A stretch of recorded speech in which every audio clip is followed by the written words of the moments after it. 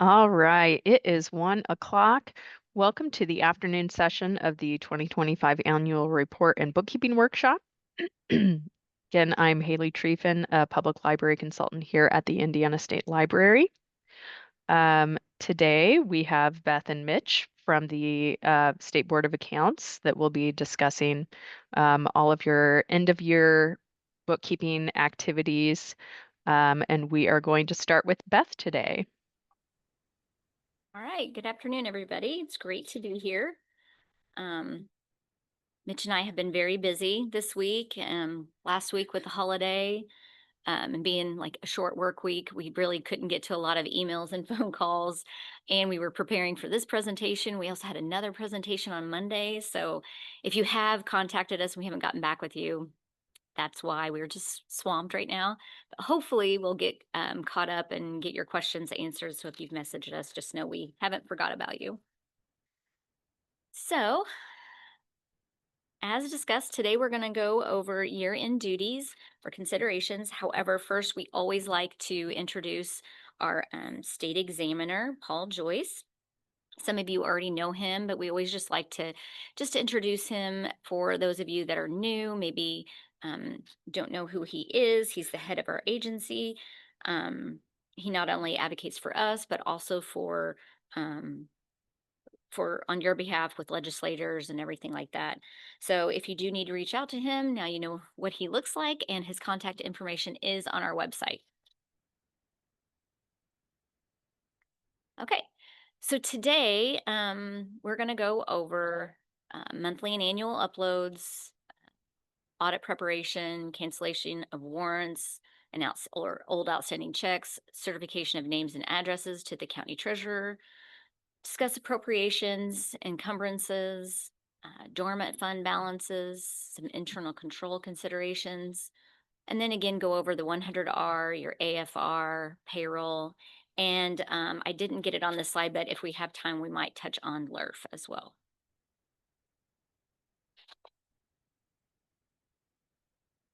Okay, so first I'm going to just discuss the monthly and annual uploads.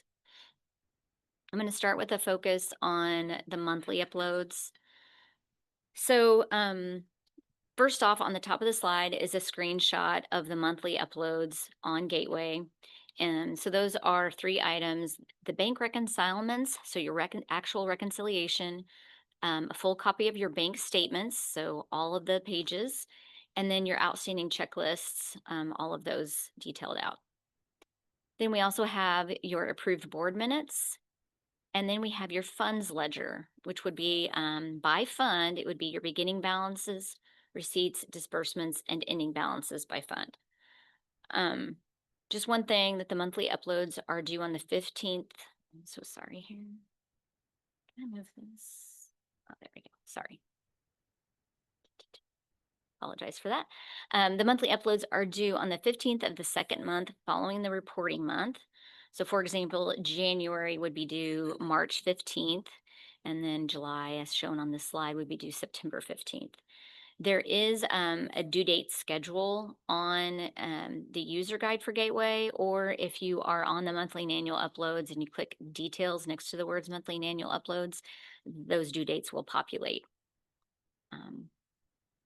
And we do like to just let you know that if the monthly uploads are not performed, you could receive an email notification just notifying you that they haven't been completed. So if you do get that, that's what they're talking about. Sometimes we do get questions about maybe they don't have a board meeting one month. If that occurs, you can select no board meeting has occurred.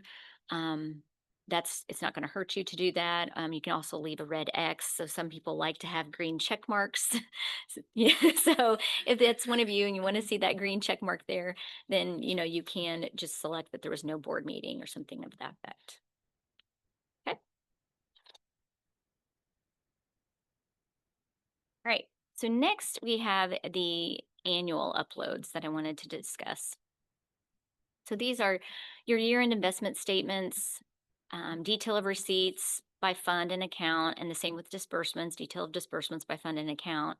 Those two are if a data capture is not available. You'll see below a few down, there's the Excel data capture. So if you do have an Excel data capture, you do not need to do the detail of receipts and the detail of disbursements because that data capture will provide all that information there. But again, if you don't have that capability for a data capture, then you by all means go and upload the detail of receipts and the detail of disbursements by fund and account. Yep, I have a question. There are two questions online. The first one is, do you still require check images with bank statements? Yes. So we do like to see those check images with the bank statements. This is something we do utilize. Um, if you don't upload those in your Gateway monthly upload, it would be something that that field examiner might ask for when they come on site. So if you only upload just the pages that have your credits and debits and all that information, and you just don't want to scan in that scan in those pages, just know that that field examiner will probably ask for those when we get on site. Okay. I didn't think we could go without having a monthly board meeting. Some units do not have monthly board meetings. So if you don't have a monthly board meeting, it's fine to just select no meeting. I know that some of the smaller special districts might not have a board meeting. Maybe they don't have a quorum or something is going on where they don't have enough members or they just need to cancel a meeting, maybe due to inclement weather or something like that. And maybe it's just carried on to the next month. So if that happens, you can select no board meeting. For the monthly and annual uploads, do you need to post your annual budget hearing minutes? I would suggest uploading all the board minutes. So if you have your budget minutes, then yes, I would suggest uploading those. It'd be beneficial. If not, they might get asked for them later. So if we don't have a quorum or too many are sick, we can just say no meeting instead of rescheduling? It's up to you. Maybe your board wants to reschedule. So by that, then yes, you would reschedule. If they decide no, and then they're going to skip, then that's their choice. If you have claims to be paid, you might need to reschedule. I'm gonna do two more questions and then we can move on. Okay. Our bank only shows the front of the checks now. Do you require the back images too? We do. We like to see the endorsements on the back. So if we see that you have an optical image, but it's just the front only, you could, the field examiner could just discuss with you that we do need that back of or the optical image of the back of the check as well. One of our approved banks does not provide copies of checks. Does that affect their approval by the state? That's up to the Department of Treasury. So there is an approved depositories list on their website. It's updated periodically. So you want to make sure that your bank is on that approved depositories list. If it's not, you could receive a comment on that. So do check that. And they are supposed to provide that optical image. So if they do not, you might want to inquire with them and see if they would include that in your bank statement.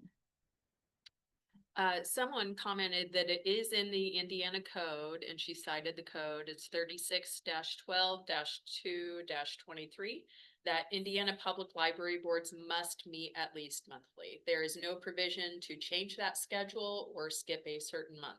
Okay, well then you must meet. There are some special districts out there that don't meet, so we always just like to let you know that if you don't have a meeting, that's why. So if that statute does state that you have to meet every month, then by all means, please meet every month. You would have to reschedule at that point. Says they shall, but in those instances, so. Oh, okay. It says they shall, so the statute says you shall, so you should, but I mean, if there are instances of inclement weather where you don't have a quorum, obviously you're unable to, so you should be rescheduling theoretically, but for AFR purposes, if there isn't a meeting, there's nothing to upload. Yeah. So I don't know if you were, should I repeat that? Yeah, you Okay. probably should. So Mitch had stated that the statute states shall, that you shall have a meeting. So yes, you should have a meeting, but if there is circumstances where you have inclement weather or maybe not a quorum, for the AFR purposes, you can select no meeting. If you hold your meeting later, great, but if you don't for that purpose, for that month, and it's rescheduled at a later date, then you can put no meeting. Let's see. Someone commented I had to make a special request to the bank to get the back images of our check, but they get them monthly now. So maybe that's just something you need to request. And then I have a couple more questions, but you Okay. can do if you Okay. want to do those, or we can move on a little bit. And I can take him. It's Okay. fine. It's okay. are these monthly and annual uploads available for Crow auditors? They always ask me for the same information that I have already uploaded in the uploads. So we've heard that frequently. I would think that they should have access to that. We can check with our procured audits team. So Mitch and I aren't involved with the procured audits, in which those are the audits that are assigned to an outside CPA firm like Crow. I would assume that they would have access to that and that they would have some kind of login capability to be able to see those uploads. I do know that some larger units that are consistently audited by Crow, they get a waiver where they don't have to do these monthly uploads and they do them with Crow instead. But I'm not really sure. I'd have to check on that. Okay, Mitch says they should have access to Gateway. We are having people comment online. Some people said their auditors specifically said they did not have access to the uploads, and then others said that they did. So. Okay. So we're getting both kinds of responses here. So some are saying Crow does have access, some are saying they don't. But it's something that we can bring up with our procured audits team. Especially, we don't want you guys to have to upload something to Gateway and then turn around and upload it to a different site for your procured audit. So we will definitely bring this up to our procured audits team and make sure that we know for sure that yes or no, those outside CPA firms have access to the Gateway uploads. And so we are to upload pictures monthly of checks. Your bank statement should have an optical image of the check. If it doesn't, then you need to contact your bank to see if you can obtain copies of those checks. We do look at those.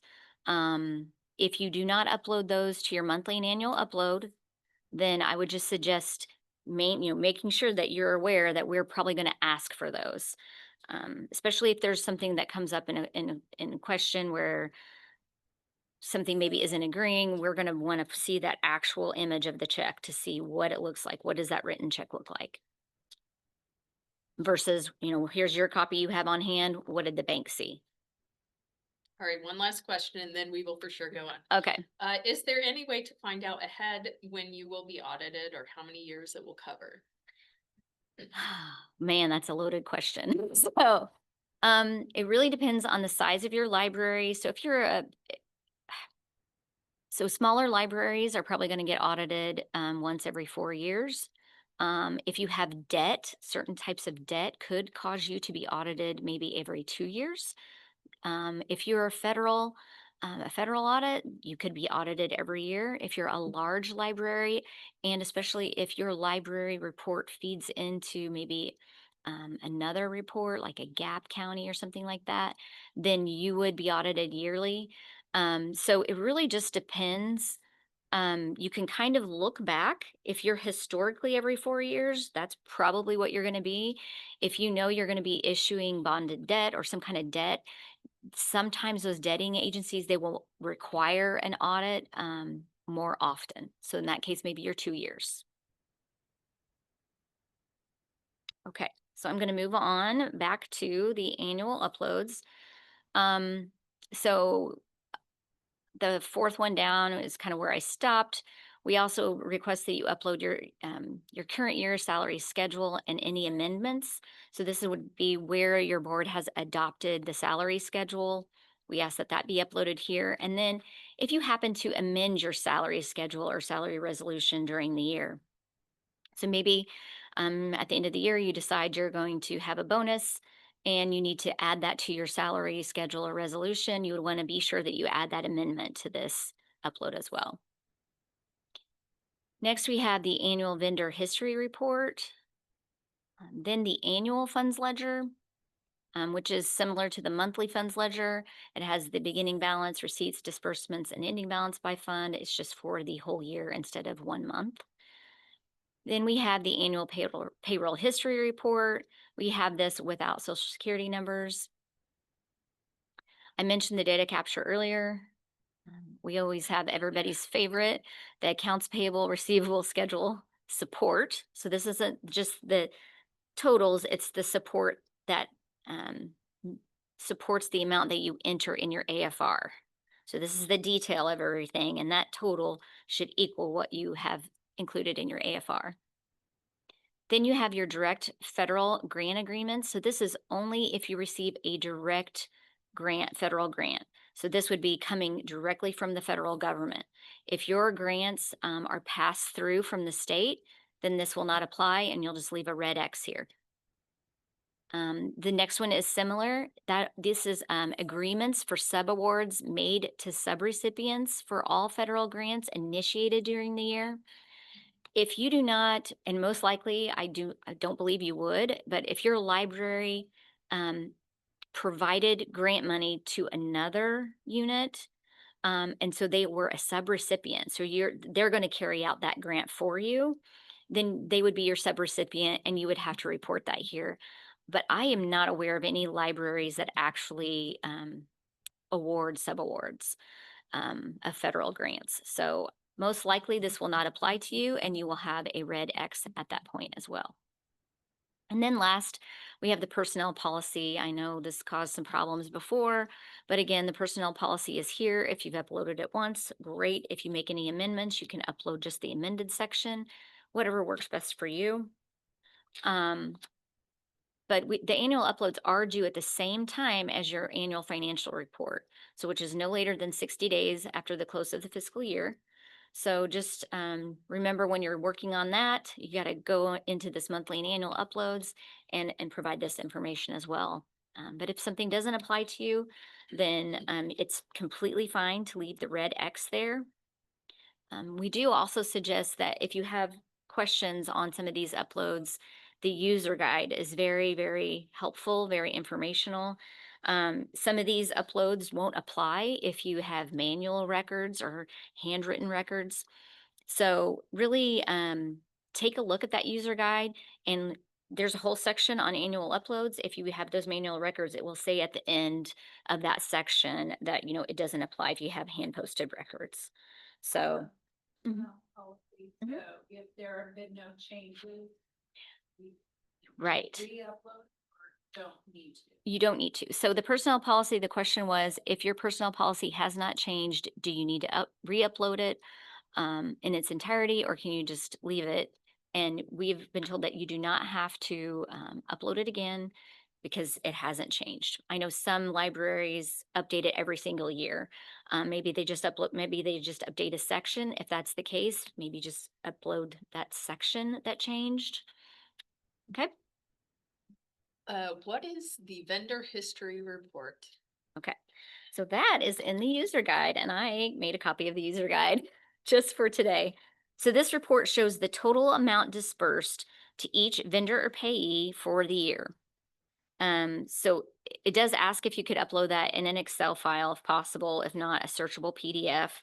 But it is one of those reports that are not required if you have hand posted records. So if you have a hand posted records, you don't have to do this report. But it is just a report that totals the amount dispersed to each vendor or payee for the year. There's a question online, will the Carnegie Foundation grants count as a federal grant? Carnegie is not a part of the federal government, so they're a private organization, so that would not be recorded as a federal grant. I feel like I've seen that question in our inbox this week, but I haven't gotten to it. So I think the title, the subject line might have been Carnegie. Okay. So continuing on with these monthly and annual uploads, these are just some general questions that we get a lot. So I just thought I'd put them on a slide and go through each one. So first we get, why are we asking or regarding some of these uploads? What are we asking for regarding some of these uploads? So I placed a link to the user guide because it is kind of easy to overlook on Gateway. It's like a muted gray link, so it's kind of hard to see. So there is a link there on the slide for that user guide. If you look at each one of those, if you look at the user guide for the monthly and annuals and you look down, you can see each section and it will tell you, explain what it's asking for, to give you a better idea of what we're wanting. So it will do that explanation for you and kind of help you. And it'll also tell you which ones won't apply if you have manual or handwritten records. Another question we get is, what are the benefits of uploading this information? So this information can decrease your audit costs. So FEs can obtain engagement documents quickly without having to wait for the unit to provide them during the engagement. These are the items that we're looking through almost daily, especially those funds ledgers, your bank statements, things like that. We're looking through them all the time. Um, Even your board minutes, because some things will come up during an audit and we'll say, okay, I don't see it whenever I did my board minutes, but let me look at the originals and see if maybe I just missed it. So we're going to go back and we're going to look at those board minutes. So it can really decrease your audit costs if those are available ahead of time. We don't have to wait. Plus, as noted in the second bullet, employees won't have to take their time during their workday to upload or provide all this information. And then on top of that, all the other information that we ask for during the audit, maybe, copies of claims or other additional things that we might ask for, any agreements that we ask about. So if these are done monthly or annually, then when we come in and do an audit, we are not taking time from library staff to provide all that information, and then on top of that, all the other things that we ask for during an audit. So it is a benefit. Then lastly, we always get the question that people feel like this information being uploaded isn't safe. But again, this information is just for the field examiners.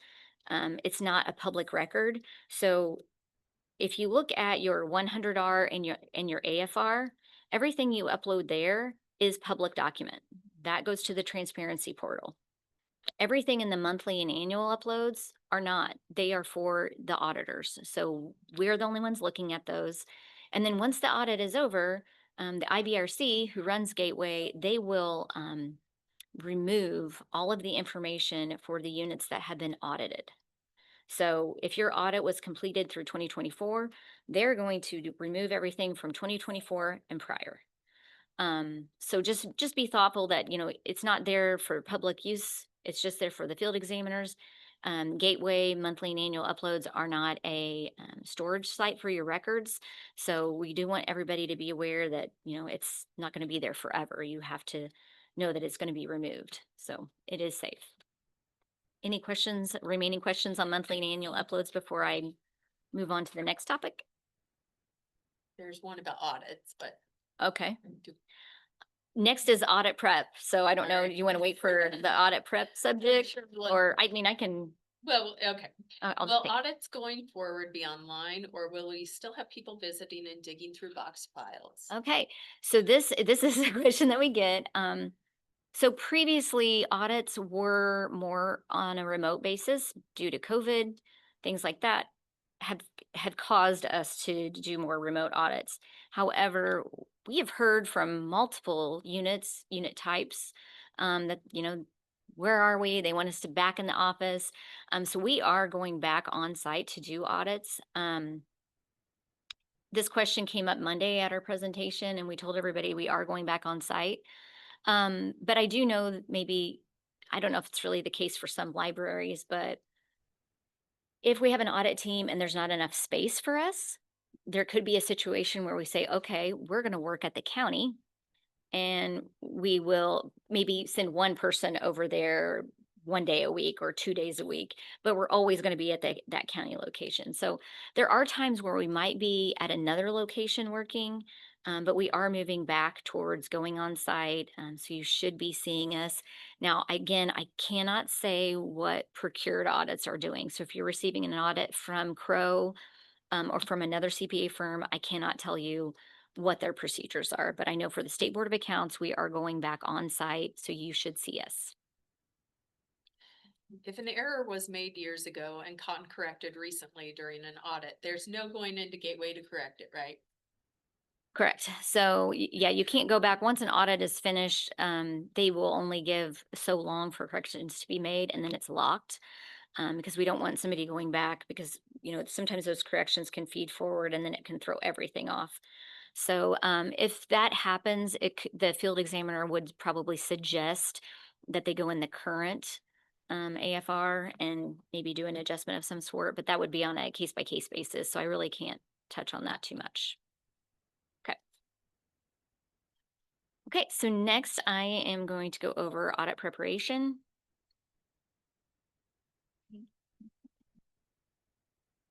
Okay. So when we arrive to conduct an audit, oftentimes officials spend time gathering information, records, and other documentation that we have requested. So the year end is also a good time, as you're doing your AFR, your annual uploads, maybe start putting everything for the year together in a box, something like that. So if this is done prior to our arrival, then we can easily, grab what we need and it's all right there handy and it can save us time. So here are some items that you can get ready at the year end that should help your engagement to get off to a good start. So again, I mentioned more board meeting minutes. Yes, these should be uploaded to Gateway monthly. However, it's always good to have them together in one spot, because maybe there's something in those board minutes. Maybe there's an attachment that you didn't upload. I know some units will upload their board minutes, but maybe if there's multiple attachments, they don't scan in all of those. So if that's something that you do, that's another reason to have those board minutes handy, just in case there's something in there that didn't get uploaded to Gateway, or maybe they got uploaded and we can't read them. We've had that happen too. The document gets uploaded, but when we try to download it, it's not working. So do you have those minutes together? Another is copies of your resolutions and or significant contracts from the year. So we always look at contracts, and then any resolutions we might want to look at. So to just have those together. Bank reconcilements, complete and bank information. Again, this is something that's uploaded to Gateway monthly. However, like we said earlier, it's good to have those, especially if you're not uploading those optical images. Just keep it all together, get it ready for us. That way we can see them. Sometimes there might be something on a scanned document that we can't read that well. So maybe we want to see that actual hard copy bank statement or bank reconcilement. So that's just some reasons behind it. I know people get bent out of shape. I've already uploaded it. Why should I give it to you? But there are some circumstances that we might need to see that actual hard copy documentation. Then next I have claims, have them in order and have their supporting documentation with them. Any written policies and procedures, such as your internal controls, accrued leave. If your accrued leave is in your personnel policy, that's fine. You've uploaded that. But if not, if it's separate, then have that policy available, because we'll look at that whenever it's time to test payroll. And then maybe you have a travel policy, something like that. It's always good just to have those together. And again, personnel policy, if you have that, you have uploaded it to Gateway, we might have questions. So it might be something that we ask you to look at, something like, what does this mean? So just have it handy for you and for us. Then we have, if you have any financial reports filed with the federal or state government. So if you have any kind of, especially if you have like a federal grant and you have to submit certain reports, it's always handy to have those reports available for us. So maybe a grant file with all that grant information in there. And it ties into the last thing too, the grant awards and agreements for federal and state. If you receive any type of grant, it's always good to have a separate file for each one of those grants. And then again, if you have any reports that you have to file with those, have those available as well, and supporting documentation for that, because that would be something that we would look at. So do we have any more questions on audit prep? How will we know if SBOA is doing our audit or CRO? Okay, so if you are receiving a procured audit, so that's what we call an audit that's being done by an outside CPA firm, you will receive an email from our agency notifying you that you are going to receive an audit, and it'll give the name of the CPA firm that's doing it, and it'll give some additional information. The audit fees are the same, so it shouldn't be that big of a difference. It's just you're just not going to be contacted from the State Board of Accounts. However, we do get units where they are assigned a procured unit like Crow. If they do have questions, we always suggest contacting Crow because they're working on the audit. But by all means, you can contact that procured team because they're in weekly contact with that CPA firm. So if you have questions or concerns, or if you're concerned about receiving an audit from Crow or from another agency or outside agency, by all means, contact the procured audit team and let them know that you have some concerns about that. But you should definitely receive an email notifying you of that. In an email prior to the audit, so Yes. it won't be like, oh, don't go on vacation. No, yeah. She asked, so they definitely would receive an email prior to the audit. And yes, you would receive an email prior to the audit notifying you that, hey, your audit's going to start and it's going to be assigned to Crow or Do you give whatever. us the date? I believe they do have the date on there. The State Board of Accounts, it typically is. It typically is. I know with the State Board of Accounts, if we emailed you saying, we're going to be on site such and such date, next week. And you reply and say, hey, I'm going to be on vacation. We would work with you. And, we would say, thank you for letting us know. And then we would work around your schedule to, accommodate your time that you're going to be gone. So I'm sure Crow is similar. I do know that they will send an email and let you know when they're planning on starting. But you can always reply to the procured audit team and just to let them know you're not going to be there, if that's the case.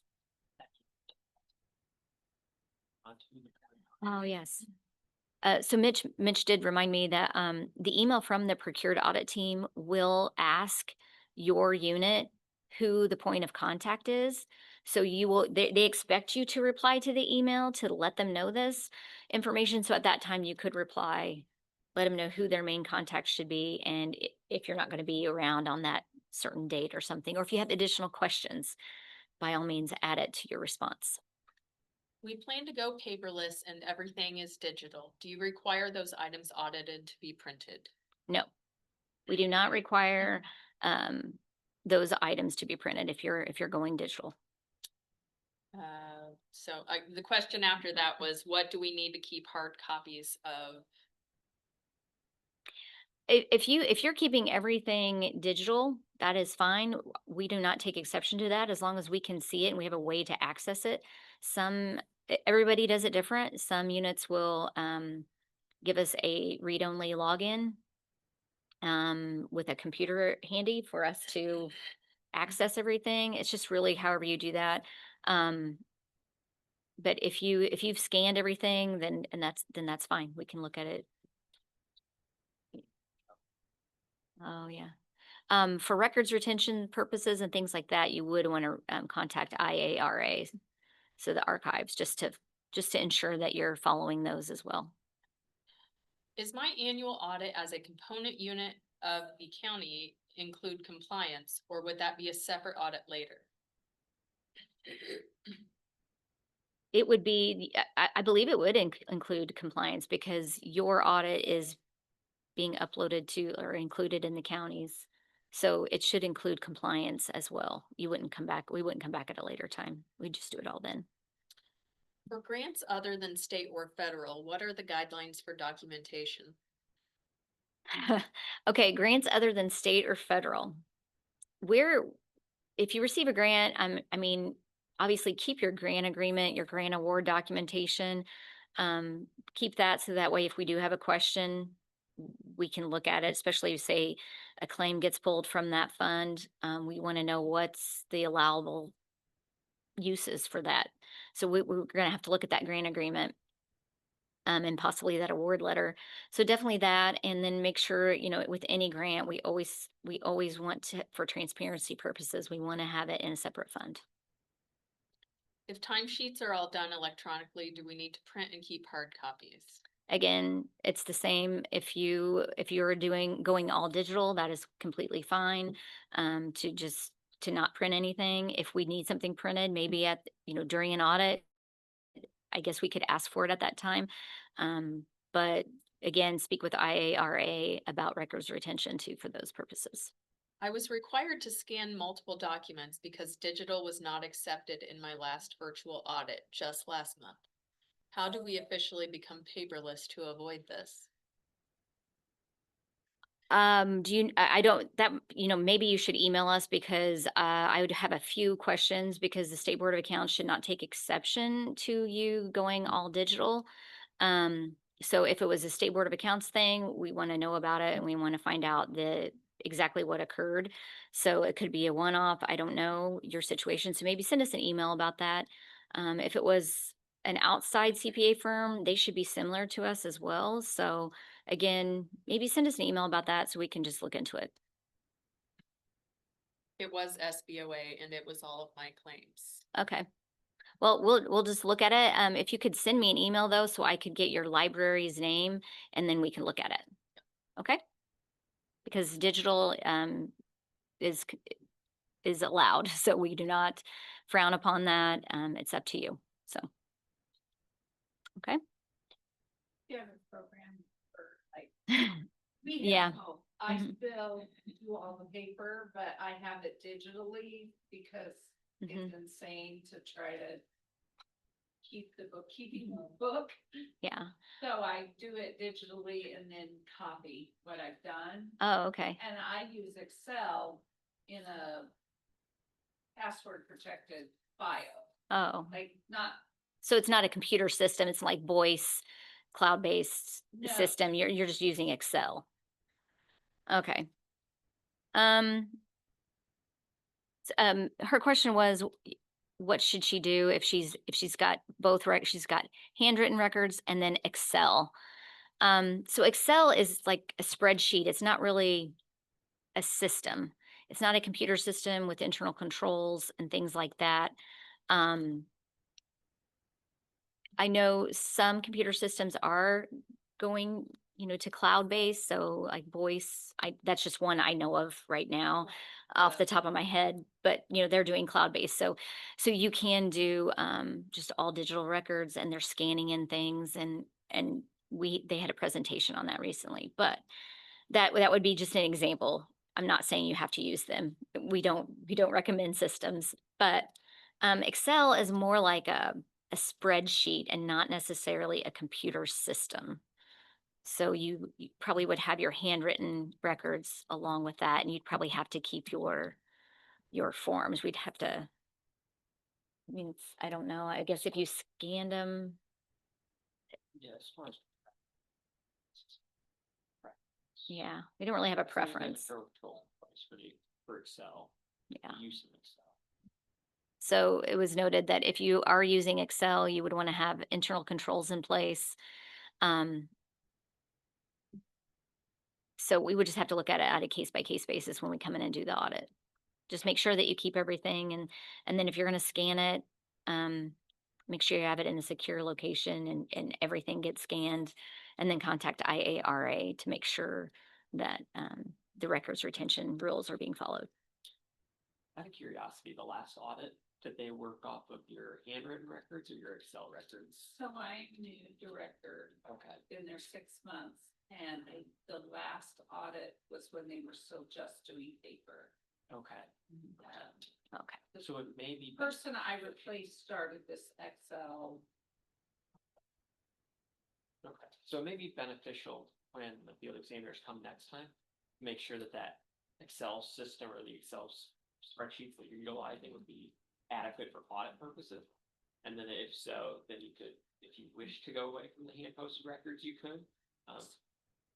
Yes, so it may be beneficial to next time just to ask field examiners, hey, would this be fine if I just did this? They'll be able to give you any feedback there. Okay.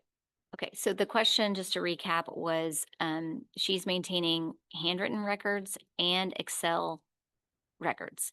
And the question was, which one would we prefer? So the last audit was completed and they only were maintaining the handwritten records.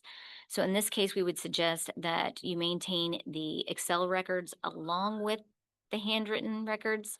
And then during the next audit, they can take a look at that. And if they give her the okay, then she could just maintain the Excel. But until then, we would suggest that she keep both. Okay. Right. Hmm. There we go. Okay. So next, so the end of year is also a good time to take a look at your old outstanding checks. Okay. So Indiana Code 5-11-10.5 states that all checks outstanding and unpaid for a period of 2 years as of December 31st of each year shall be declared canceled. So I've given a couple of examples here. On the first one, check 1234 was written on February 27th, 2023, and hasn't cleared the bank, and it's still on your outstanding checklist. So at the end of December 31st, 2025, the end of this year, it would be considered void. And so it'd be an old outstanding check, it'd be stale, and so you could cancel it.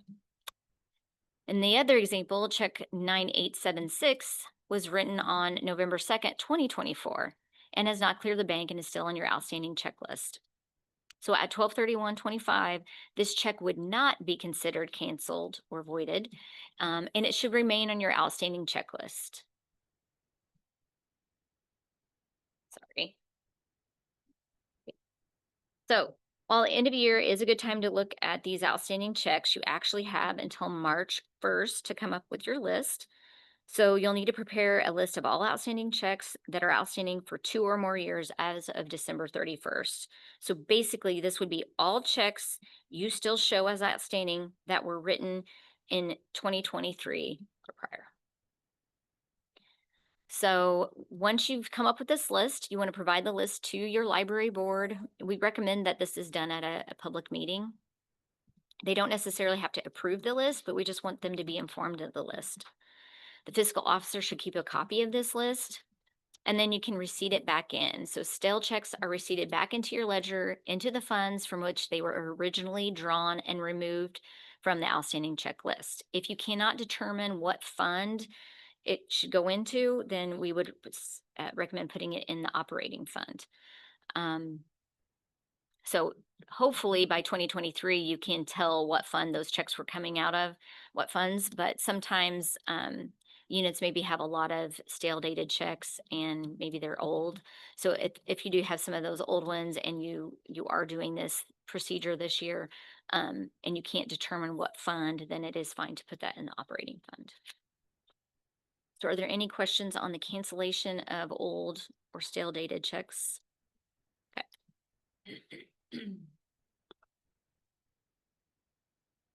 So do we still need to do a resolution to cancel the outstanding checks? They don't have to be, so again, as it states on the slide, the board doesn't have to approve the list, but they just need to be informed of the list. So they don't have to pass a resolution or anything. At least discuss it at a public meeting is what our recommendation is. Do checks that are written for patron refunds or stale payroll checks get handled differently? Unclaimed property to Attorney General's office? Yes, those types would go to unclaimed property.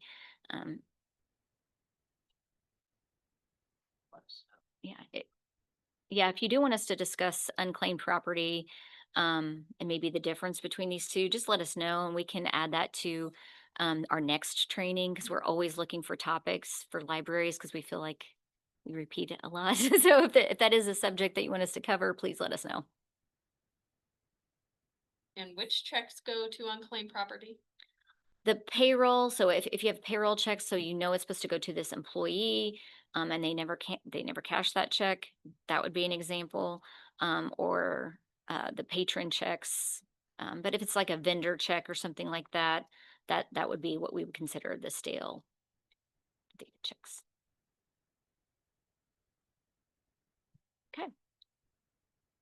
All right, so next I have certification of names and addresses to the county treasurer.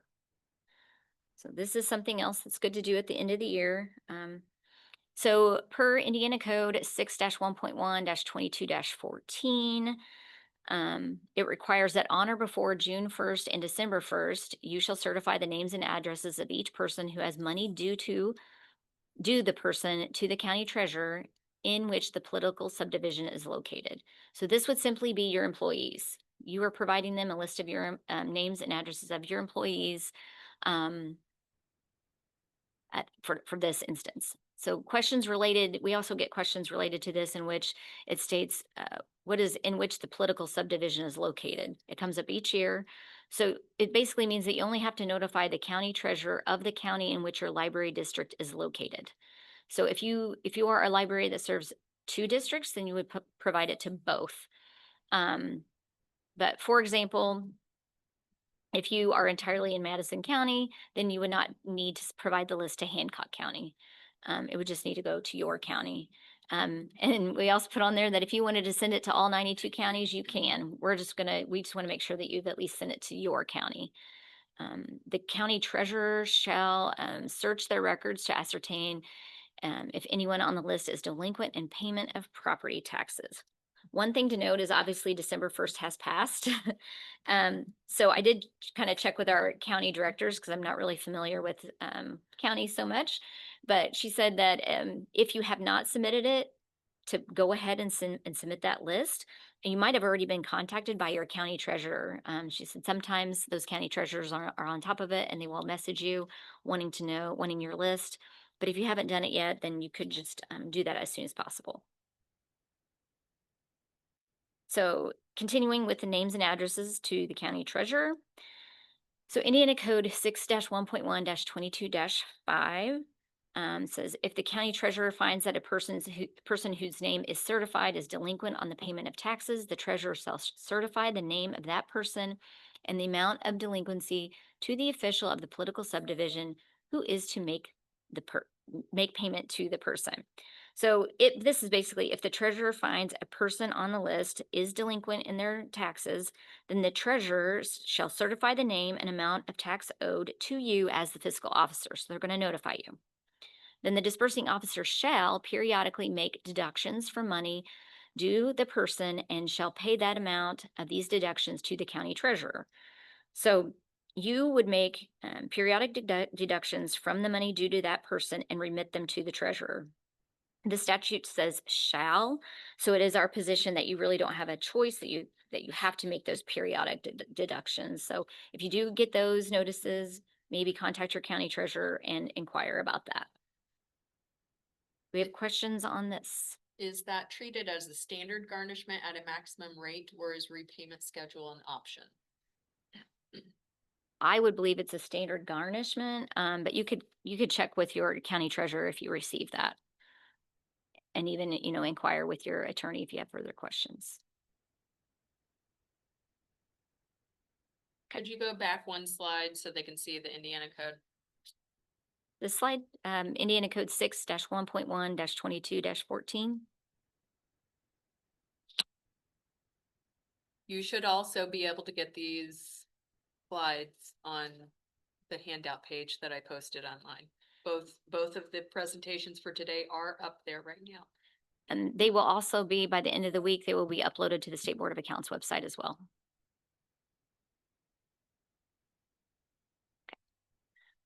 So next I have appropriations. So this is another good item to consider at year end. Okay, so we state here for you to check for line items that are overspent or might be overspent by the end of the month. If this is your situation, you could possibly transfer appropriations. So we always cover this because we seem to get a lot of questions on appropriations and when you can transfer. So there are 3 key items to note when it comes to transferring appropriations. The first is appropriations can be transferred without board approval or resolution if the transfer is between line items of a specific budget classification within a fund.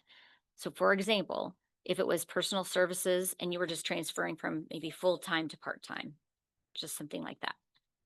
The next item is transfer of appropriation is possible if it is from one major classification to another. So these would require board approval via resolution prior to the transfer taking place. An example of this would be a major budget classification would include between maybe personal services and capital outlay. And then the last thing to remember is that no appropriation transfers are allowed between funds.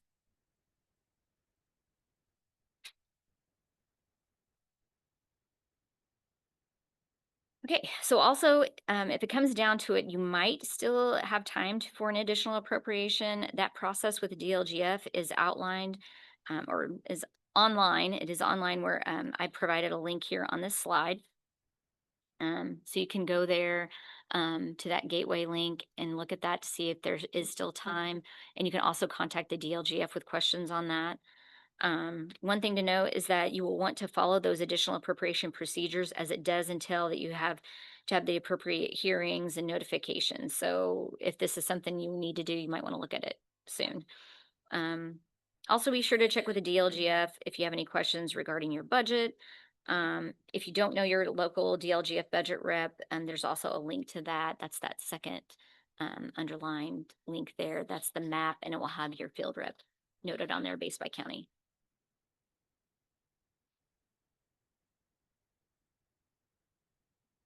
All right. So next, so the end of year is also a good time to review unpaid purchase orders and contracts which remain on your ledgers as encumbered. Okay, so those unpaid items that are under purchase order or contract can be carried forward to the new 2026 corresponding line item. For us not to take audit exception, you would need to have an approved purchase order or written contract. So again, I stress this is unpaid, approved purchase orders and contracts. If you have those, then they can be encumbered. You are encumbering or carrying this forward to 2026. You would show it as a separate amount on your 2026 appropriation ledger. So you'd have to put that amount approved for a line item as one amount. And so you have your encumbered amount, and then you'll have your approved budget amount, and then that total that will equal what you can spend in 2026. Yes, we have a question.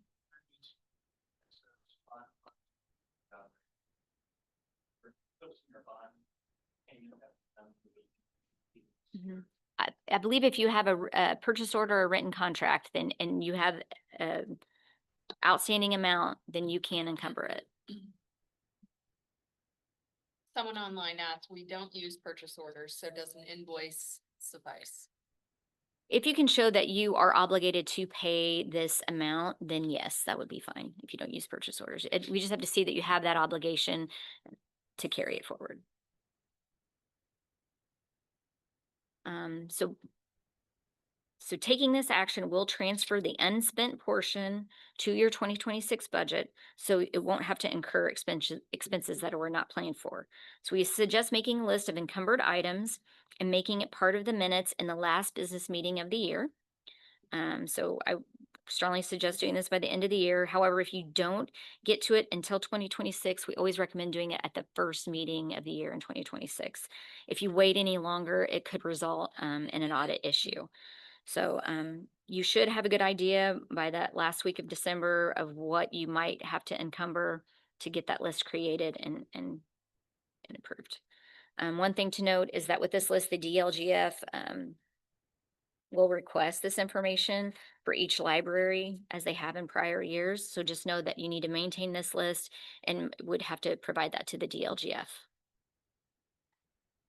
One question online, is it possible to transfer funds from supplies to other services and charges without board approval?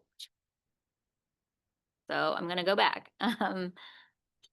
So in that case, it's going from personal services to supplies. And so in that, it would be the second bullet. So that would require board approval via resolution prior to the transfer taking place.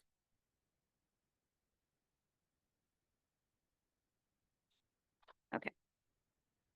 So I know we talked a lot about encumbrances, but just remember that these encumbered amounts can be used for no other purpose than the purchase order or contract for which they were originally appropriated. So in the example from a few slides back, we noted that there was an encumbrance of $987 for subscription services. you can't move that subscription service into 2026 and then decide to use it on payroll. It needs to stay with that, with what it was originally encumbered for. Okay. Any more? All right, so next I've got dormant funds. So the end of year is a great time to review your ledgers for funds that have had no activity and the purpose of the fund has been fulfilled. So Indiana Code 36-1-8-5 gives the library board the authority to order the transfer to the general fund or rainy day fund any unused and unencumbered balance in any fund raised by a general or special tax levy if the purpose of which has been fulfilled. So this action may be taken by the library board at a public meeting. So you can close out those dormant funds and transfer them to your operating fund if you so choose. If you decide to transfer to the rainy day fund, we've provided a link to the statute 36-1-8-5.1 for more information on those transfers to the rainy day funds because there are some limitations on the percentages that you can transfer there. There's a question online. We have always held an extra year-end meeting for bills, transfers, and encumbrances. It sounds like it's okay per SBOA to do this business at the January meeting. Will they not take audit exception?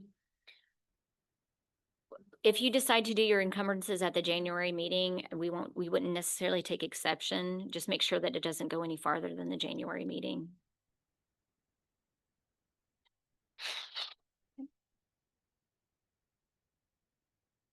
Okay, so next, so I know we always mention internal control, so I can't go without discussing it a little bit further here. So anytime is a good time to review your internal controls, not just at the end of the year. Internal controls are ever changing.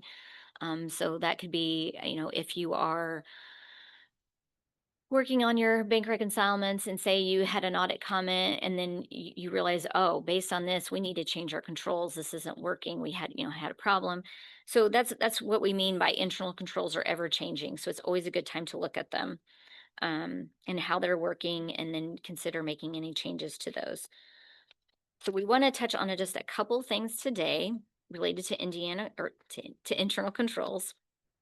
So just a quick refresher on internal controls and what's required to be done by year end and with the annual financial report and gateway early next year. So first, your board should have adopted a minimum internal control standards. So I think most libraries all have done this, but if you do have a comment in your audit report, it just means you need to adopt those standards. Indiana Code 5-11-1-27G states the legislative body of your political subdivision shall ensure internal controls standards developed by the State Board of Accounts are adopted and that personnel in your entity have received training on those standards. So it is up to your board to make sure that the employees who need the training receive it. In regard to the adoption of those standards, this simply can be a formal adoption of your publication on internal controls, as we've discussed previously in other trainings and on our website. For compliance with the statute, all that is required is the adoption of the internal control standards developed in our publication. For the training, there is a half-hour webinar, which I will say is new. I know we had some people say that video is horrible, and I do believe it is now new, so it's not as bad. So it is on our website. And then there is the certification on there as well. So once somebody watches the video, then they need to fill out the certification, and then that needs to be maintained for audit purposes.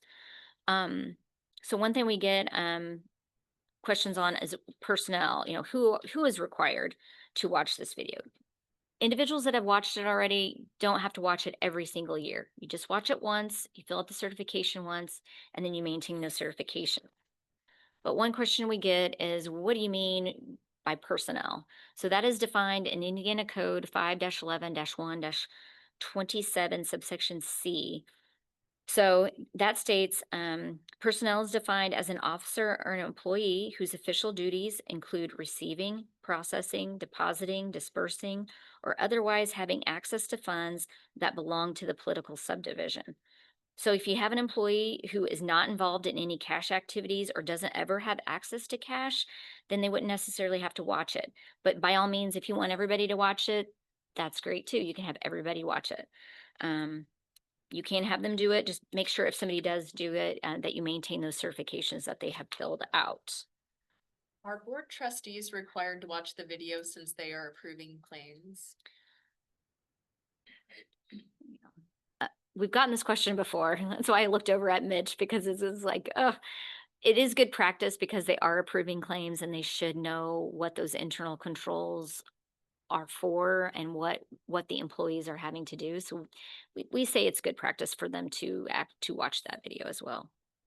But if they didn't and they didn't have the certification, we wouldn't take exception.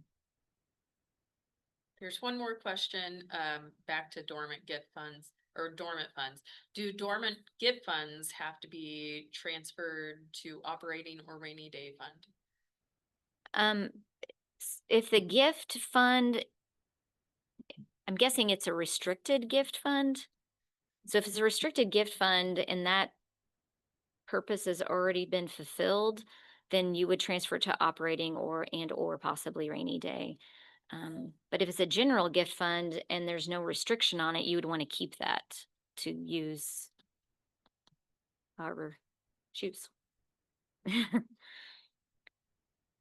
so moving on with internal controls. So quick summary here of the things to remember in regard to those internal controls. First, the board, if your board has not adopted those minimum internal control standards, you just want to get on top of that and get that adopted.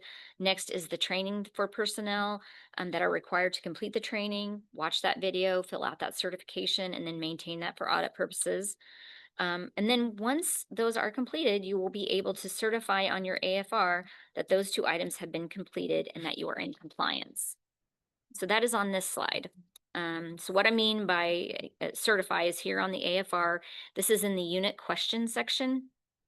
So here, the treasurer, as the one submitting the AFR, is certifying that these things either have taken place or have not taken place. So they're responsible for submitting an accurate AFR.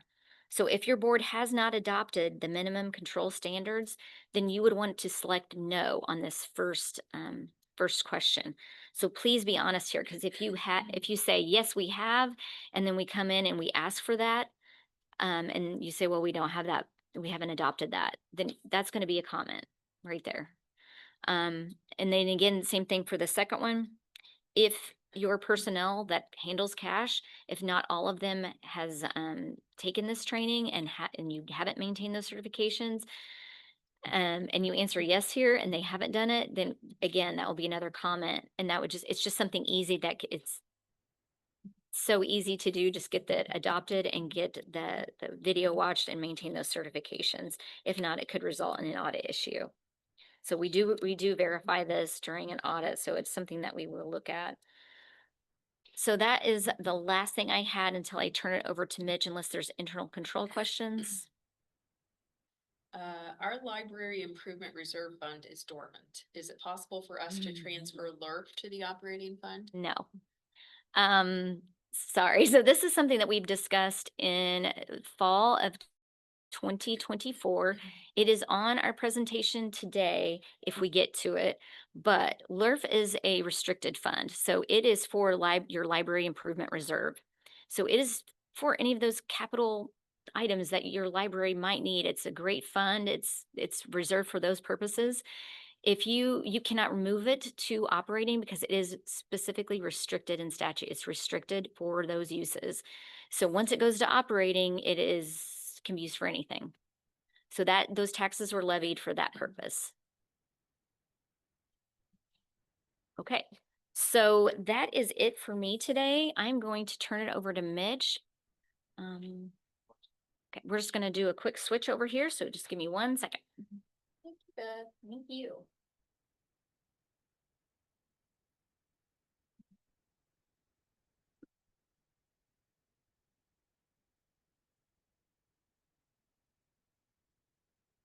All righty. Good afternoon, everyone. So we're just gonna kind of keep moving forward here. And so Beth and I know that the end of the year, it definitely can be stressful, and then it really doesn't turn as the year turns into the next year. It doesn't really get too much easier because then once we hit the new year, then we're starting to look at the AFR and the 100R. So to round out the day here, we're gonna look at the 100R and the AFR, since Beth was able to handle your monthly and annual uploads, so that we can just hit everything on Gateway today. So that hopefully it's a good refresher for you. And then after that, we're going to talk about some payroll items. And I don't know if we'll have time for LERF, kind of depending on questions, but if we do, then we'll kind of wrap up with LERF. But first here, like I mentioned, we have the certified report of names, addresses, duties, and compensation of public employees. I don't know if that's longer than Beth and I's official titles as GTAC directors, but basically we usually refer to this as the 100R. But just if you are curious what the official name is, you have that. So Indiana Code 5.11.13.1 requires audited entities to prepare and sign a certified report of each officer and employee of the audited entity. The Form 100R here, nothing really has changed. We're reporting the number of employees, how much they were paid during the reporting year, and then also some information on benefits. As most of us know, this is the easier of the two annual reports, so we won't spend too much time on it. But the key thing here is just to make sure you get that completed by January 31st. I know we've been throwing a lot of dates out there for you with the monthly uploads, the annual uploads. Now the 100R, we're throwing another date in there. Again, we just want to make sure that we get that completed by January 31st. All right, so now we're going to tackle everybody's favorite of the two, and that is the annual financial report, or the AFR. So looking here, I'll give you that statute again because it wouldn't be a State Board of Accounts presentation without a bunch of Indiana code references. So here we have 5.11.1.4. This statute, again, requires all audited entities to submit financial statements covering the full period of each year. The AFR is required to be prepared and verified locally. That second part there is important too, the verified portion. Then it is to be filed electronically with the state examiner. And how we do that obviously is through that gateway application. And here, the next deadline I'm going to give you is the statute states that the report is due 60 days after the end of the year, which is going to be March 1st this year. So another date for you, AFR due date March 1st. If the report is filed late, that might create an audit issue during the next audit. And if it gets any further than that, we don't want it to get there, but we may have to send a subpoena out to have you appear and let us know why it hasn't been submitted yet. But we usually don't have that issue with libraries. I guess you could even, we have just a couple extra minutes. I just behind the curtain seeing a little bit. So every year, so as you may know, Beth and I work with our cities, towns, libraries, and our special districts, right? And so there's two directors that work with our counties, and then there's two directors that work with our schools and townships. And so every year, Beth and I have to hear about from the county directors that, hey, we got all our 100Rs and our AFRs in, we're the first ones. And you guys are always really close every year. And yeah, counties only have 92 that have to get submitted. So if there could just be 1 year where everybody could get all of their AFRs and 100Rs in before the counties, Beth and I would owe you a pizza party or something. Pizza party may be a little bit expensive with how many libraries there are, but if we could just get those AFRs and 100Rs in timely, we would greatly appreciate it, just so we can kind of stick it to those county directors. Just 1 year, just 1 year. That's all I'm asking. But anyways, like I said, March 1st is that deadline though. So as long as you're getting it in by March 1st, that's what we're looking for there during an audit. All right, so here is a screenshot of that AFR menu for 2025. Hopefully everything looks familiar. Hopefully it looks extremely familiar because it's all basically the same. There's no major changes. There's nothing new here. So that is the good thing this year.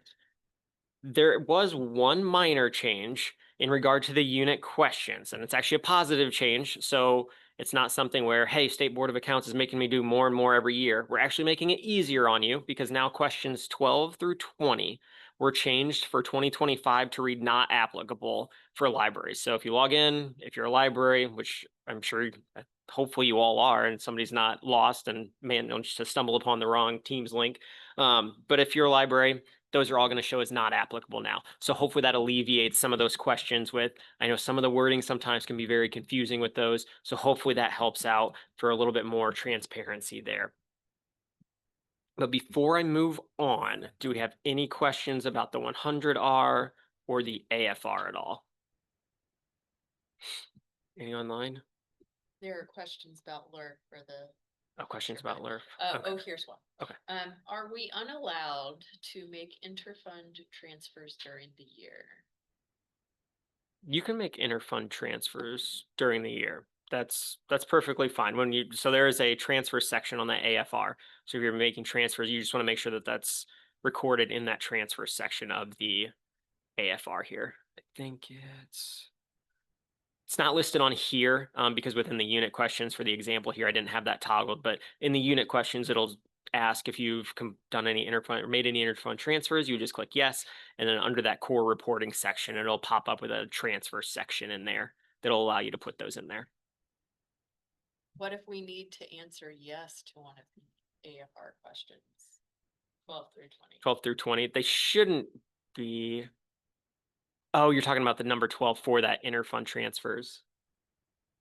You just wouldn't have to answer it. You just, okay, I guess, yeah. So it's just something now this year where our gateway team has deemed that that's not pertinent for audit purposes.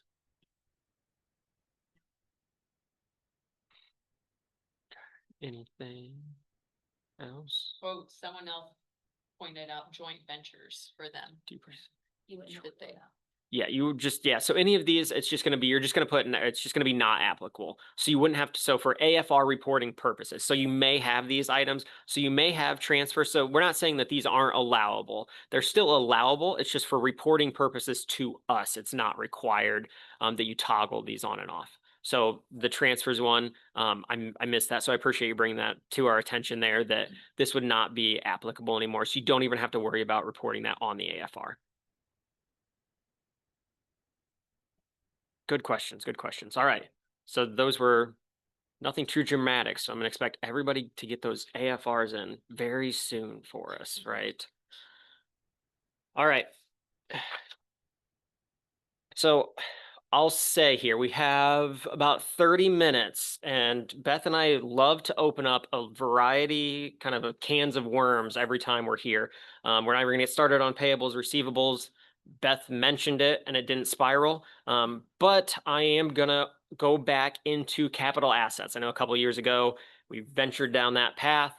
Yeah. See, Haley's reaction there. I figured yesterday when we sent it to her that she would. Yeah. So I figured yesterday when she saw it, she was going to say, why are you guys going down this path again? But the key reason is we are getting a lot of questions on capital assets, and we just want to be as helpful to you as possible. And I know if we're getting all these questions, other people have these questions as well. So I do just want to discuss these today. Like I said, we have 30 minutes. If we get to LRF, great. We can always cover it in the spring, but we just want to get these answered and to help you guys out.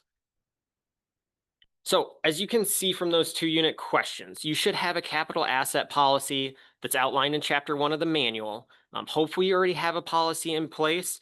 But if you don't, the 3 key things though here that we want to make sure that we have are those 3 things that are listed on the slide here: the threshold for the assets, your estimated useful life, and then the depreciation method.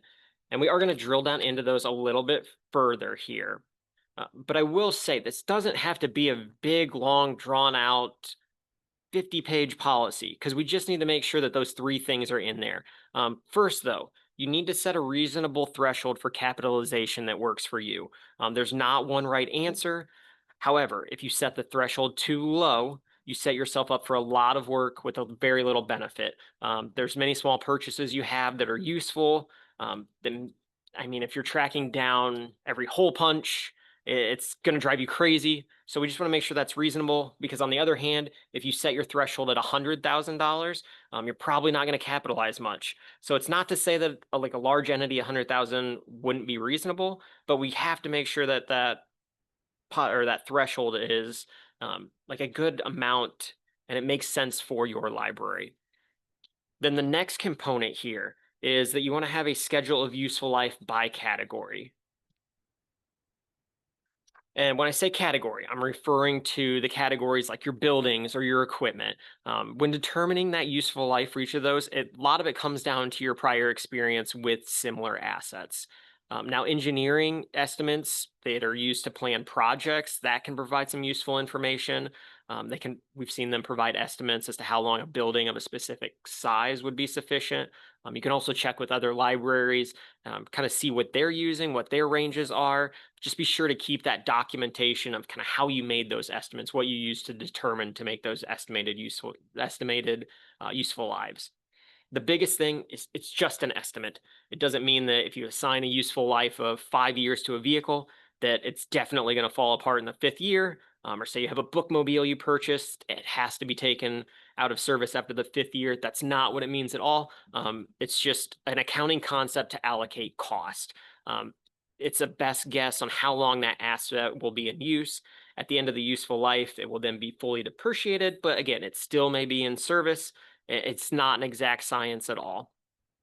And the good thing with these capital asset policies, as with kind of all policies, if it's necessary to update that useful life schedule down the line, you can definitely do so. Then the last item is the simplest, and that you just want to note the depreciation method that you plan to use. Traditionally, the easiest and the most commonly used is straight line, where that same amount is depreciated each year from the asset. However, there's various other methods you can utilize. You just want to be sure to document that in your policy, what method you're going to utilize. So again, it's really just those three items. So to avoid the capital asset audit comment in the first component, you want to make sure you have that capitalization policy and make sure that these three things are addressed here. All right, and we're going to tackle this one next. It comes up all the time in regards to our capital assets and the capital asset policies, and it's regarding grouping the assets together. This is going to be entailing like purchasing larger quantities of things such as your computers, your tables, your chairs, your shelving, because technically speaking, these items would most likely fall under your capitalization threshold individually. However, in the aggregate, they're probably going to exceed that threshold. And that's where the question kind of frequently comes up. Thus, the decision to capitalize these assets would come down to your determination as outlined in your capital asset policy. Now, I know there's a lot on this slide, but we wanted to be able to have it as a reference so you could utilize it as a reference because we have listed quite a few things to be cognizant of when making this determination. The key item, though, to consider is ultimately that your capital asset threshold relates to materiality and that you are in reporting those assets that are material to your financial statements. So that threshold, it's more of, again, it's relating to that materiality to your financial statements. So you kind of have to ask yourself whether the removal of the entire group of assets would be material to your financial statements. So if you feel the group of assets is material, then you'd want to capitalize them. On the other hand, if the group of assets is not material to the financial statements, then you would only want to capitalize those individual items that would exceed that capitalization threshold.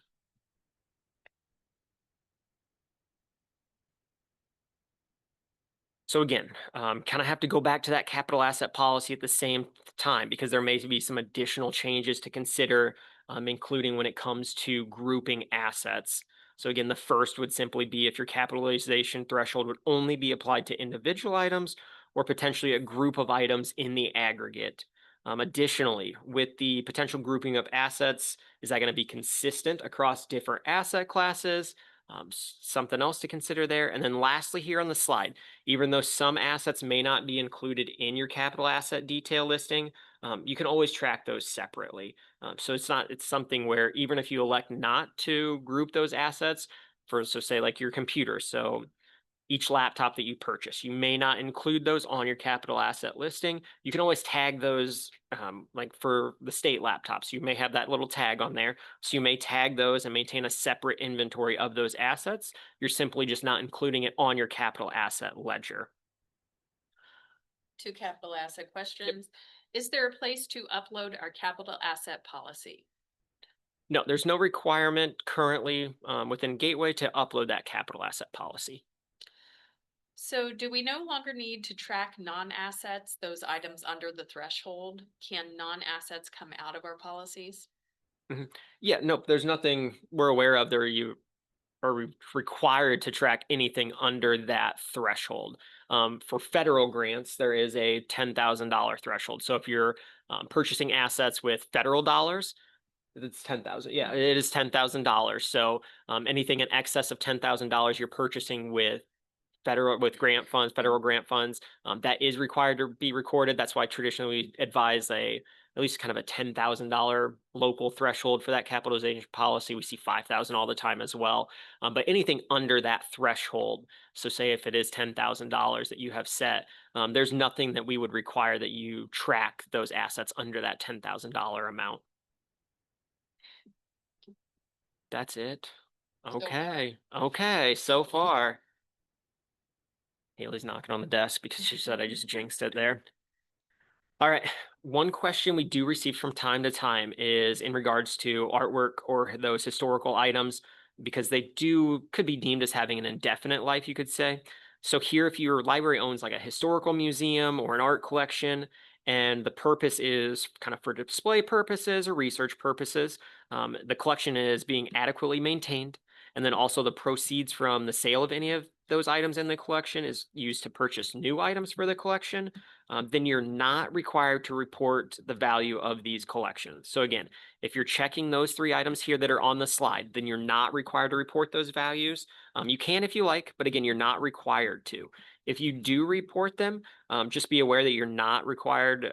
There would not be any depreciation in regards to those collections. So it's trying to be as easy as possible. You don't have to report them. If you do report them, you don't have to worry about that depreciation component. And again, I know there's probably just a handful of you that this may be applicable to, but it's just something that does come up from time to time that I wanted to make sure we touched on, since we're going over capital assets here. All right, I know we've went over the library materials before, but I'm just going to provide kind of a brief refresher here, without going too far into the weeds. But library materials are included on your capital asset ledger, at a estimated historical cost. And we're going to use there's 3 potential ways that we can do that. We can use the fair market value or the replacement value multiplied by our consumer price index. You can use average book cost, and then you can use the average book cost, again, from either a reasonable source, like a document where you'd purchased it, or kind of from your own experience as well. One thing to note, though, with the library materials, we're not going to worry about assets with a useful life of less than 1 year. So that may be something to, again, address in your policy. And when we're recording our materials, those are gonna fall under your books and other category, similar to the collections. You're painting your historical collections. The only difference is that our library materials will be depreciated. So if you did elect to record your collections or those artworks, that's not depreciated. But here with our library materials, these are depreciated. So a quick example. So we're just going to run through a depreciation example really quick with the materials, because that seems what usually tricks people up. But we're going to say that your computer software can spit out a report that notes that you purchased $250 or $250,000 worth of materials in 2025. And we're going to say your capital asset policy states that your library materials have a useful life of 5 years. So we're going to list that $250,000 asset on your AFR, right? And then we're going to show accumulated depreciation for the year of $50,000, because we're going to take $250,000 that we purchased, divide it by 5 years. And so that accumulated depreciation for the year is going to be $50,000. And so we're just going to do that each year for those first 5 years, and then the books will be considered fully depreciated. So again, we're not going to take a super deep dive into the library materials today, but that's just kind of how we would look at those from a depreciation standpoint. So what questions do we have? I know you're going to stump me on something. So if in the past we tracked everything, assuming wasn't a threshold, will that cause a red flag if our amount is a lot lower this year? No, if you just maintain the documentation for that. So if you have here. So if you have a reduction, so if you have a significant reduction in one of your assets that you're filling out on your AFR, just to bring that balance to the appropriate amount. Just make sure you have some documentation stating, hey, we removed everything. We were previously recording all assets and not just assets over that threshold. And that's why that reduction is so large. So if our field examiners have any questions, you can just show that to them and then they'll take that and they'll move forward. So that wouldn't be an issue at all. Just be sure to document the reason for that. We currently include our assets policies in the internal controls policy. Do we need to separate it out as its own policy? I wouldn't think so. I was just kind of looking to Beth. I don't think we would necessarily take exception to that. If you have that all rolled into one policy, you should be fine there. The biggest thing is just the fact that you have that policy. So nope, it shouldn't be an issue at all. Do you have a best practice for how many years the lifespan of a book should be? 10 years? Question mark. So again, it's best estimate. I mean, you could probably ask everybody on this call and they may have a different answer. We see 5 years, 7 years, 8 years. It's kind of up to your determination. I know the example I used was 5 years, but that would just be whatever you utilize as long as you have some documentation for that and a reasoning behind that. We won't have an issue with that. So how long do fully depreciated assets stay on the capital assets ledger? So if we're talking about assets aside from our library materials, they're going to stay on your capital asset ledger until the asset is disposed of. Now, when I say disposed, whether that's sold, scrapped, whatever that may be, until that asset leaves the possession of the library, it's going to stay on there. Now, library materials, that's a little bit different. It's going to be based on that usable life there. So when we're grouping, we're using that composite method here again for depreciation standpoint. So if we say we're adding the $250,000 of library materials to our capital asset ledger for 2025, say after 5, we put a useful life of 5 years on there, we're just going to remove those from that asset ledger in 2030 then, because after 5 years, we're going to remove that off there. Otherwise, it could balloon exponentially because we're not going to, so say if you have a book that was lost, there's no way to take off just one individual book. That's the reason why we put for library materials that we just remove all of them after that year. Otherwise, your assets would just be exponential.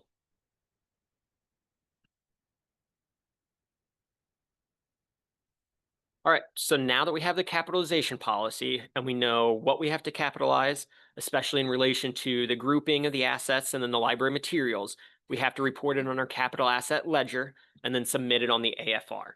So these reported amounts on your AFR should again come directly from your capital asset ledger.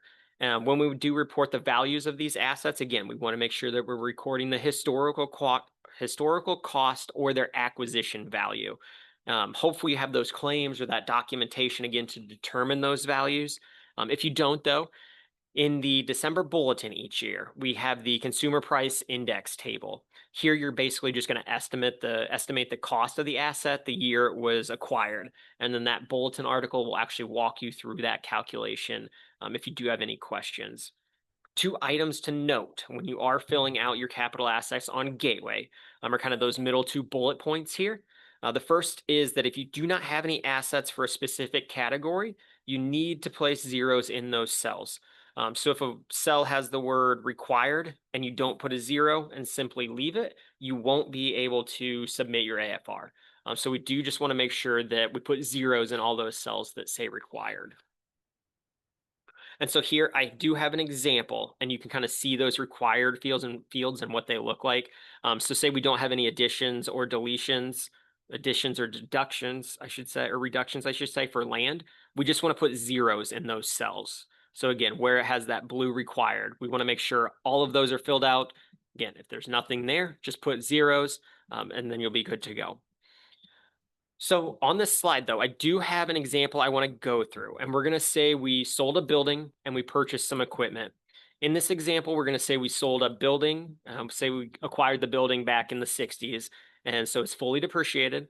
And then the historical cost or the initial purchase price of that building was $50,000, but we're going to say we sold it for $200,000 because obviously the price of the building probably may have went up.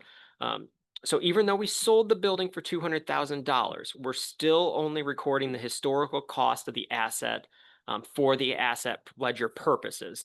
Now you're going to show that $200,000 receipt on your ledger, but for your capital asset purposes, we only acquired it for $50,000, so we only want to show the reduction for $50,000. Otherwise, you're going to end up with a negative ending balance there. So also, we do have where we purchased some new equipment for $10,000. And so we're going to say our capitalization threshold was right at, or we'll say it's $5,000. And so with that capitalization threshold, everything over 5,000, we want to make sure we record. So we're going to show that addition here on our capital asset ledger on Gateway. So hopefully that all makes sense. Do we have any questions in regards to that component? No, okay. All right, we're going to run through the accumulated depreciation because, again, this is the part that seems to kind of throw everybody from time to time. So, again, here we're working off the assumption that all our assets are fully depreciated. So, our beginning balance is going to match that of our assets we just talked about because, again, we're just going to say everything's fully depreciated just for kind of ease of use in the example. But since we sold our building that was fully depreciated, we need to remove that from our accumulated depreciation as well. So we're going to show a reduction of $50,000 because, again, it was fully depreciated. We've had additions of $50,000 for depreciation. So now we have to remove that to get that off of our capital asset ledger on the depreciation side as well. Then we did buy some new equipment, and per our capital asset policy, we're going to apply depreciation through the straight line method. And then we're also going to take a full year of depreciation in the year we acquired the asset. Now, your policy may be different. You may not take a full year of depreciation until the first full year of the asset's in use. But just for our example, we're going to take a full year of depreciation for the year it was in use. So if we take our purchase of $10,000 and divide it by 5 years, we get a $2,000 annual depreciation that we have to record. So we're going to record that $2,000. And now for each of the next 5 years, we're going to record that $2,000 on there. And then if you sell or scrap or dispose of the equipment anytime after those 5 years, we're just going to show a reduction then of that $10,000. And the other question we get was, well, what if after 2 years I decide to sell it? Well, since we've only showed additions of $4,000 after 2 years, then we're going to show a reduction of $4,000 to remove that off of our accumulated depreciation. So hopefully that makes sense. I mean, I know in the past we've talked about capital assets for over an hour. We could most definitely do that. But are there any questions there before I just shift back to AFR? Should donated equipment be included in additions? Yes, so any donated equipment, if it's above your capital asset threshold, you should include that on there. So I realize this has been a requirement for a few years, but if it hasn't been done correctly or at all, do I try to go retroactive and fix it, or should I just start from 2025? Yeah, so that's a good question. And that's where when this was first instituted, it kind of created some questions similar to that. So you do want to try to kind of find those assets that would be above your threshold. So we don't want to just work from today forward. So if you have assets that, say, again, I keep going back to the $10,000 amount, but if you have assets currently that you feel have that historical cost over the $10,000, we want to try to make sure that those are recorded in your capital assets. And similar to a prior question that was posed. So say this is, if you're like, well, I'm going to have a huge addition on my capital assets this year to get all these recorded correctly. Is that going to be an issue? As long as you just document that, hey, found out that we were kind of had some oversight on how we reported this and we were able to correct it. And you just tell our field examiners that there won't be an issue at all. And it kind of helps them out as well so that they are not looking all over for some major purchases that did occur. So but again, to go back to the question, we want to make sure that that is current and we aren't just starting as of today. We want to go back and find the historical values of those assets that would have exceeded that capitalization threshold. Someone commented, I would love a standalone training on capital assets. We do have a couple of those. And they are posted on the LVO workshops page where we have the handouts and the recordings from past workshops. So I'd take a look at that. Someone commented, if we had a new roof, do you add the amount to the buildings as an addition? What if this was last year? So the biggest thing with the updates and the improvements is if it extended the life of the building, then that is where you could add that in there. But that one can go both ways. If it just maintains the useful life of the building. So if the building's useful life was 50 years, I don't really think you would expect one roof to allow that building to have a useful life of 50 years. You would probably need a roof every 10 years. So you're theoretically not extending that useful life of the building. So usually for a new roof, probably wouldn't be a addition on your capital assets because it's not necessarily extending the life of that asset because you kind of already expected probably a new roof to be necessary at some point if your expected life was 50 years for a building.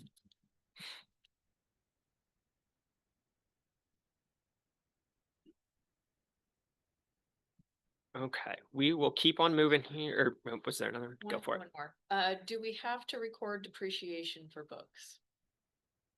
Yes, so we're talking about library materials, and yes, that's where we were kind of talking similar like previously a little bit. So with the depreciation for books, it depends on your depreciation method again, but if we're treating all of the books kind of how we discussed, so say we purchased all of our library materials for 2025 and the total was 250,000 for those library materials, and we're just going to use that composite method where we're going to take, say, our useful life for materials for books is 5 years. So we take 250,000 divided by the 5 years. So our depreciation for those library materials for the 2025 materials is going to be $50,000. But the key here is, remember, we have 5 years of, so again, we're going back to 5 years is the useful life. So for the past 5 years, we need to make sure that we're recording that accumulated depreciation as an addition. So you want to take this year's for 2025's depreciation, take 2024's depreciation, 23, 22, and 21. So if, say, last year we bought $300,000 of materials or books, and we have a useful life again of 5 years, so we had $60,000 in depreciation for last year's materials. So we'd have our 50,000 from this year and 60,000 from last year. So our addition for the accumulated depreciation will be 110,000, and we need to add that for all 5 years. And again, after it's just again, I'm using 5 years as an example if that's what our policy states. If your policy states the useful life of books is 3 years, you would just do that for 3 years. So hopefully that doesn't confuse anybody. But if you do have questions, definitely let us know. And Beth and I can help you out with that. Yes. So you use 2 years as an example. Mhm. So the purchases we made this year, we take off whatever value is assigned. For last year, Mhm. we take off the additional. Mhm. So if it was 300,000 last year Mhm. at 60, Mhm. its current value after 2 years would be minus 120, correct? Yes. So Okay, yeah, the question that was posed, we were just kind of working off of that example again. And so again, so we take 50 off of this year. And when we were talking about the addition on that, let me go back to that column. So if we're working off of additions here, and so on the books and other down there. So obviously this is a different example, but our additions, we would have the 50,000 from this year, and then we'd have 60,000 from last year. And since we already had 60,000 from last year, our beginning balance would say 60,000.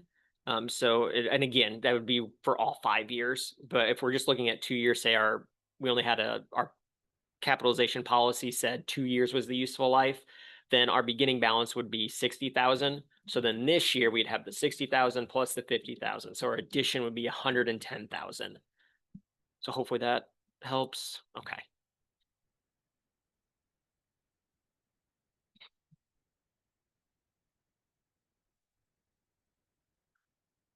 You're good. We have a lot of. We have a lot. Okay. Nope, that's fine. Yep, that's fine. Okay, I figured we would. so you just expense a roof? I mean, yeah, you would expense the roof and it wouldn't be recorded on your capital assets, correct? Do you separate labor cost or are they included for any permanent improvement / addition? So with the labor costs, if it would be built in, traditionally we would see that would be incorporated in the labor costs.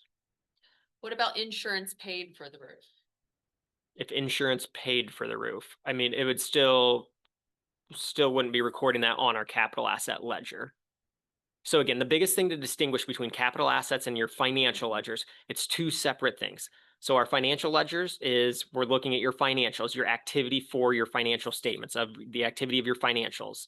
The capital asset ledger, we're only recording reductions and additions for your capital assets.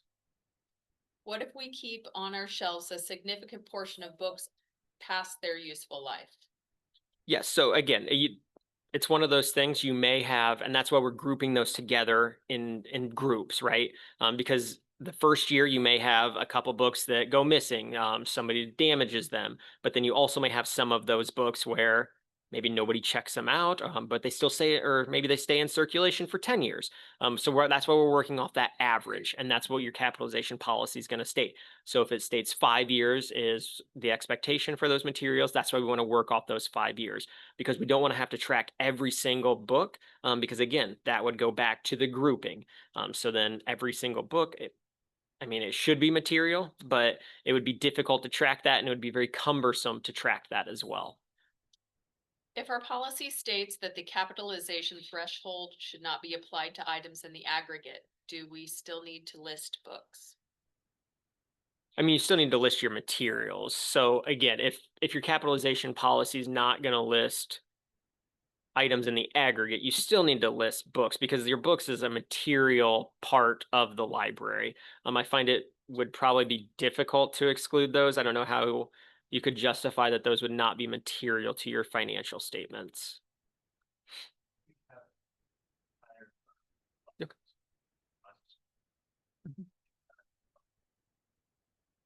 Okay. You literally tag everything, Mhm. even under the threshold for insurance. Mhm. That's done, that's one period done. Okay. Okay. Yeah. So the question. Yeah. The question that was posed was, so currently they hire an outside firm to manage their materials, tagging everything, but they also tag everything for insurance purposes, though in their capital asset policy, that's not specifically addressed in there.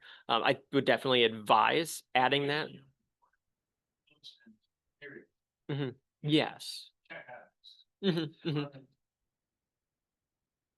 Okay, so the report that is given to you from that firm doesn't include the materials, the library materials. It only includes like equipment and okay, so it doesn't include those other classifications. Interesting. And does that firm, you said that firm works with other libraries and schools as well?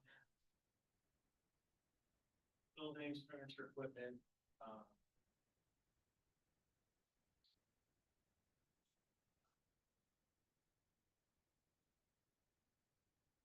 Interesting.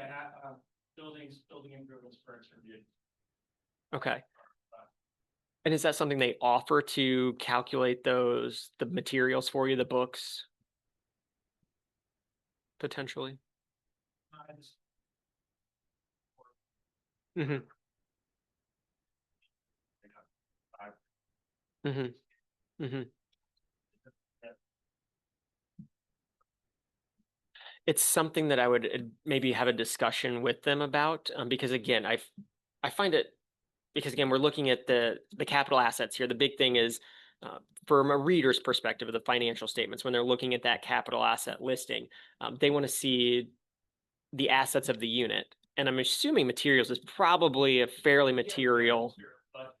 Yeah, exactly. Mhm. And minus 10%. Yeah. Yeah, and again, to count in your system, I'm sure your system has something that shows we spent this much money on materials in 2021. And so you could just take that and then take that depreciation if you have 5 years again. You just add that whole entire, yeah, you would add that in there. So it shouldn't be too complex of a process for the materials if your system can readily just provide that report. Yeah, yep. Okay. There are other questions, but for other topics, so. Oh, for other continue. topics? Okay. Yeah. All right. Okay. All right. So 2 quick things in relation to the submission of the AFR here before we wrap up for the day. So once you've entered all your information in the AFR, you want to click that review submission. I have that highlighted here. Once you hit this, hopefully it says you're good to submit, but it may spit out a submission error or a warning. If it finds that there's a submission error, these must be corrected in order to submit your AFR. On the other hand, if you have a submission warning, and it may throw that at you as well. These warnings are exactly that. They indicate that there could potentially be errors that need to be corrected. So it's something you can still submit it with a warning, but we definitely would advise just double checking that section just to make sure there wasn't any oversight before you get that submitted. And so with that here, we will wrap up with that for today. If there's any questions of kind of you think you were really waiting on something on LERF that we hopefully would address it. I know Beth and I teased it a couple times. So if you do have any LERF questions, go ahead and shoot us an email. We did have a couple presentations this week, so we may not get an immediate response to you today, tomorrow, but I promise we will receive it. So go ahead and send that to us. Let us know, and we are always here to help you out. And also, I will be kind of one thing is I will be speaking with some of our field examiners tomorrow. So if there's something that you've really been sitting on that said, hey, I wish these field examiners that came in to audit really knew this about libraries, or this would really help me out during an audit. If you could email that to us today, I can get that conveyed to a large group of our field examiners tomorrow. Be helpful for me, helpful for them, because we want to make sure that audit process is as efficient as possible. And also we understand the number of duties you all have to make sure your library is running. So we don't want those audits to hinder any of your abilities at all. So anything that we can do to create efficiencies, definitely let us know, and we can get that conveyed. But with that, I think we're right at our time here. So I do really appreciate all the work that you guys do. If there's any way we can help, go ahead and let us know.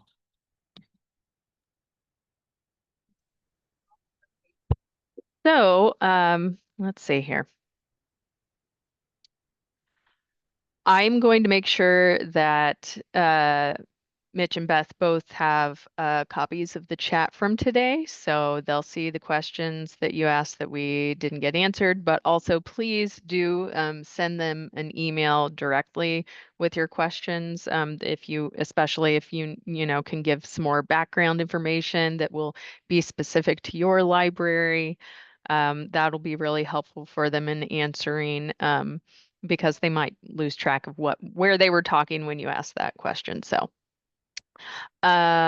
next up, we are going to have we're going to have Jen Clifton from the Library Development Office giving us a little overview of or any announcements that are coming up. Jen? Thanks, Haley. Hi, it's Jen Clifton. I'm head of the Library Development Office and Professional Development Office here at the State Library. Okay. Thanks, Haley. All right, so I just have a few updates, so don't hop off yet. Just give me a few minutes. So here at the State Library, we are wrapping up our bicentennial year, and it was kind of a bittersweet year. We celebrated 200 years, but also had some losses in both staff and our budget. So we're all just doing the best we can, and looking forward to hopefully a better 2026. So our Indiana Library and Historical Board meets this Friday morning here at the library, but those are also now available on Zoom if you're interested in tuning into those. So just know that that's an option. Textbooks. I don't know if you've all been getting your where are the textbooks questions yet, but we have the textbooks, at least the state ones, and we are sending those out starting yesterday. So if you requested those after I sent that link on Monday, those will be on the way. We're going to try to send at least one box or whatever quantity you requested. For some of the larger libraries, we'll try to get you 2 or 3, depending on our supply. It was a slightly smaller supply this year just because DOR really wants to move towards electronic filing. And I know I do that myself, so I can't imagine filling out all those paper forms, but we make them available. Some more exciting things happening here at the State Library. Next week, we have 2 new staff starting. Some of you may be aware that Suzanne Walker moved to the Library of Congress starting a couple weeks ago. And we have a new Indiana Young Readers Center librarian starting on Monday. Her name is Tammy Buchanan, and she's coming to us from the Indianapolis Public Library. So look out for communications from her. We're excited to have her here. And then in the library development office, we have a new librarian who will be working with the Indiana Share program. Her name is Abigail Asher. So you may be seeing emails from her if you were one of the libraries that borrows from that program. And she'll also be filling in for our resource sharing coordinator occasionally. So with InfoExpress issues and things like that. A couple other events coming up. If you're an Evergreen library, you might know that there's an upgrade happening this weekend. So the system will be down from the evening of the 5th through the 7th. And the email I said says there will be an email sent when it's back up. So just be aware of that. Next week, we are celebrating Statehood Day on Thursday, the 11th, and we will have a group of the essay contest winners here at the State House and over at the State Museum. So that's always a fun event. Next Friday, we have a resource sharing committee meeting on the 12th. And then looking forward to 2026, we'll have our normal slate of trainings from the Library Development Office, but also I know the Professional Development Office is working on their calendar of What's Up Wednesday webinars and other trainings like that. They have some really cool topics and great outside presenters that they've been working with to get that scheduled. So just keep an eye on our calendar, and those are also mentioned in the Wednesday work. So with that said, we will be closed on Thursday, the 25th, and Friday for the Christmas holiday. So we will be here on Christmas Eve, if any of you are. So, and then we are also closed on the 1st for New Year's Day. So that's all I have. Thank you. Have a great rest of your year.